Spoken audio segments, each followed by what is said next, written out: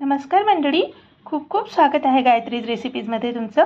मंडळी, पावसाळा लागलेला आहे आणि भूक सतत लागत राहते आपल्याला.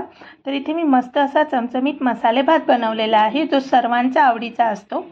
अशा प्रकारे राहणार आहे बघा. तर त्यासाठी घेतलेत वाटाणे. ह्या ठिकाणी मी वाटाणे घेतलेले आहेत 1 बाउल एवढे. आणि नारळाचा चव आहे, ओल्या नारळाचा चव ऑप्शनल आहे, असला तर यूज करा, नसेल तर चालेल. आता आलं, लसूण, हिरवी मिरची आहे, कोथिंबीर आहे, कांदा आहे आणि काही खडे मसाले घेतलेत. त्यात मिरे, स्टार फूल, तेजपत्ता, दालचिनी आणि इलायची घेतलेली आहे आणि तांदूळ आहेत. तर तांदूळ छान स्वच्छ पाण्याने धुवून घेतले आहेत आणि ह्या ठिकाणी मी तेल घेतलेलं आहे. तर सर्वात आधी आपल्याला काय करायचं आहे, सर्व खडे मसाले या प्रकारे तेलात सोडायचे आणि लगेचच कांदा ॲड करायचा आहे. बघा, कांदा ॲड केलेला आहे. त्यानंतर छान असा परतवून घ्यायचा आहे मसाल्यांमध्ये.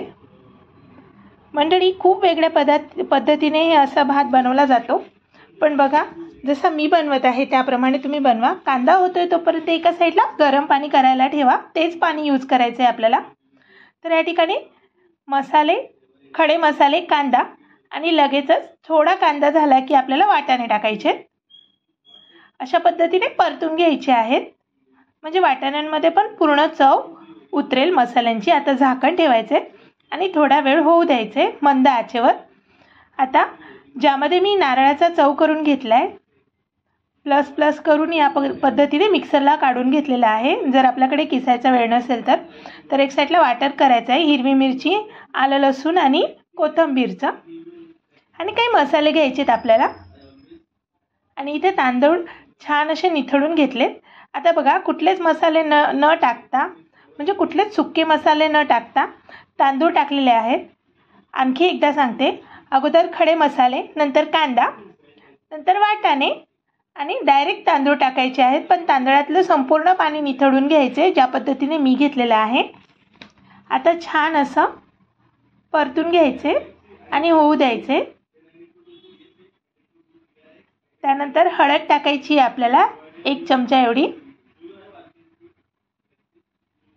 आणि लाल तिखट टाकायचे. हे तिखट जास्त तिखट नाही आहे, काश्मीरी मिरची आहे, रंगासाठी वापरली जाते. नंतर लगेचच गरम मसाला टाकलेला आहे.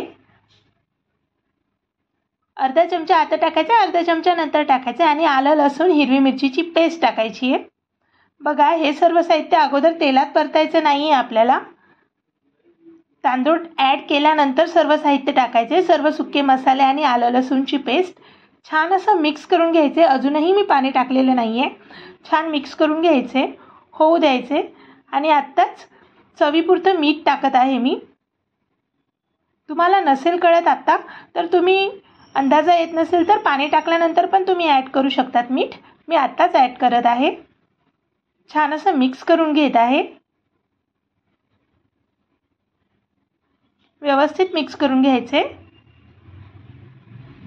अशा पद्धतीने तांदळामध्ये आपण तेलामध्ये तांदूळ होऊ दिले तर छान असा मोकळा असा मस्त भात होतो, मसाले भात आपला. तर बघा, अशा पद्धतीने आता थोडा वेळ होऊ दिल्यानंतर जे पाणी आपण गरम करायला ठेवलं आहे साईडला, ते टाकायचं आहे. तर अगोदर आलं, लसूण आणि हिरवी मिरची थोडी होती मिक्सरच्या भांड्याला, त्यात थोडं पाणी टाकून मी ॲड केले आणि लगेचच गरम पाणी टाकलेलं आहे. लक्षात घ्या, जेवढे तांदूळ असतील त्याचे डबल पाणी टाकायचे आहे आपल्याला. आणि छान मिक्स करून घ्यायचे.